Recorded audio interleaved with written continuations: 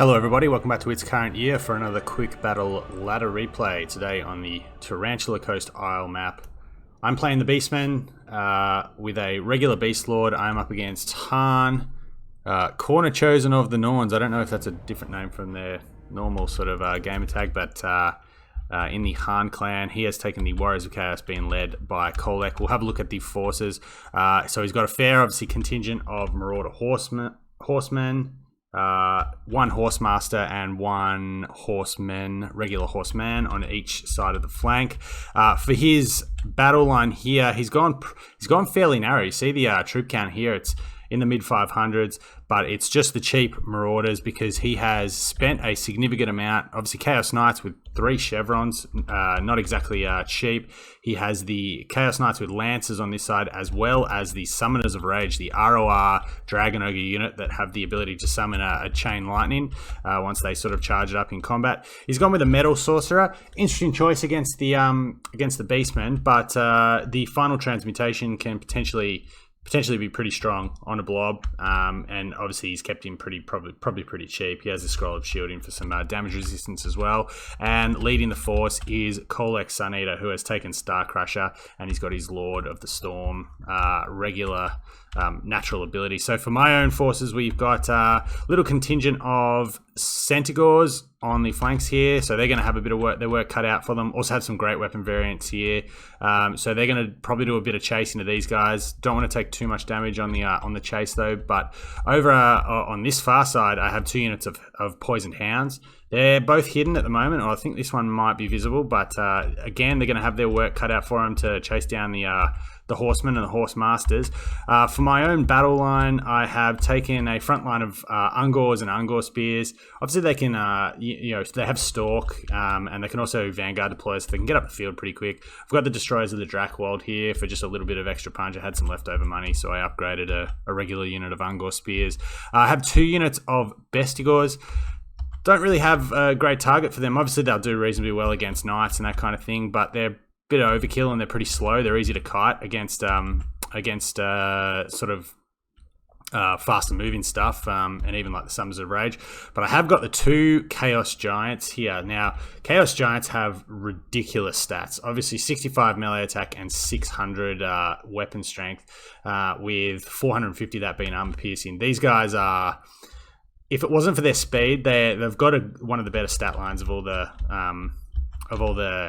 sort of monsters in the game, just their sheer damage output, and obviously a ton of hit points as well. And I am once again going the foot characters. I've been trying this a bit recently with the Beastmen, just to keep them cheap and I guess give them a little bit more, make them a bit harder to snipe and that kind of thing. So Beastman with Wild here, he has taken the Traitorkin, which is actually a really decent combat spell and debuff speed, as well as Bray Scream. He's also got the Jagged Dagger. And over here on the Beast Lord, he has taken the Horn of the First Beast. So just together with his Apocalyptic Vision, can buff the stats of nearby units pretty well when sort of the pit fighting starts.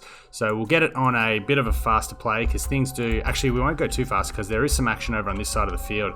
I do just give an attack order with my Centaurs, because I do want to try and work down these Marauder Horsemasters. Obviously with 90 speed to my 94, I can catch them if my micro is good, but the Chaos Knights here are obviously just getting in the way.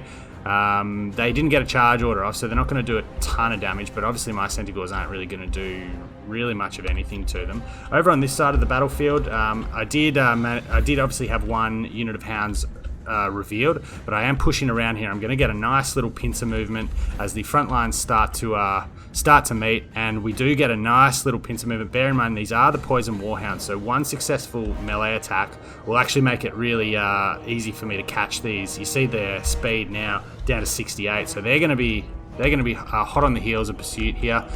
The Centaurs with their great weapons have made their way in, and they're doing a little bit of damage to these Chaos Knights. It's not a great trade for the Chaos Knights. These don't obviously, they have the better combat stats as the regular weapon variant rather than the lance variant. But back here I have sort of overextended with both my units of Centaurs. They will rally both these units, but I have taken a fair bit of damage, which is less than ideal. despite the fact that on this side of the battlefield, my hounds have done a really good job. You know, these horsemen are more or less out for count. I can probably shuffle them off to the white line now, and then I can sort of gang up just with a 2-on-1 on these horse masters. So as the frontline fighting starts to sort of clash, we see here my Centaurs have rallied. I've managed to keep all 3 in the game, so the front lines will fight, and I'm just gonna basically, with my heroes and with my 2 giants, I'm gonna try and work down Kolek here as quickly as possible. Did get a nice little brace scream over here, and I am actually, I believe, putting a Traderkin down, so you can see the damage profile on these knights for an overcast Traderkin. They started with 2.4k damage, so I think that costs about 18 winds of magic. It's done over 1,000 damage, and now they're going to be cleaned up by the Centaurs here, and the Centaurs with great weapons, obviously probably going to finish them off. So the frontline fighting is going pretty well. Bestigors are going to outclass Marauders, obviously. Kolek's taken a ton of damage. You see how much damage he's taken from those giants. But the sort of weakness, I guess, of the giant coming into play now. Kolek can push back, but I'm managing to get, you know, I at the very least, I've got the pace with the Centaurs that may be able to provide a little bit of mass blocking, and we have got the Centaurs now into these Marauder Horsemen that did cause us a bit of pain in the early game. But terror outs from Kolek here are going to possibly be a factor, and I've got some dropped movement orders, unfortunately, over here. So the Warriors of Chaos line is pretty scattered. I think he was going in for a snipe there of my Bray Shaman, but obviously, you know, cost Kolek big time, and he's going to try and do the same now with my Beast Lord, and I really need to get this giant back into play. So we're sort of fighting a battle on 2 fronts here, but I do have the numbers advantage, if nothing else. The hounds, I guess, here using their poison attacks can maybe hold up while everything else comes in, and I am probably going to get a snipe here on his Chaos Sorcerer with this giant making swift strides into try and put him down. So again, Kolek's going to be tough for me to pin down here. I want to finish these guys off, you know, once and for all. So I'll get the Centaurs out to deal with them. But I don't have anything to really stop Kolek from just coming in for a charge, pulling out when he needs to. Again, really sloppy micro with this giant. Need to have him at least on the move so he can be trying to net me some value. But the metal sorcerer here, even with the scroll of shielding, has taken a ton of damage. But again, the pace of the giants is what's letting them down. Certainly no qualms about their ability to deal damage. I mean, Kolek is an absolute monster himself and has a decent anti-large bonus, but just the sheer stats on the giant, just the sheer weapon strength is more than enough for them to hold their own and win that fight.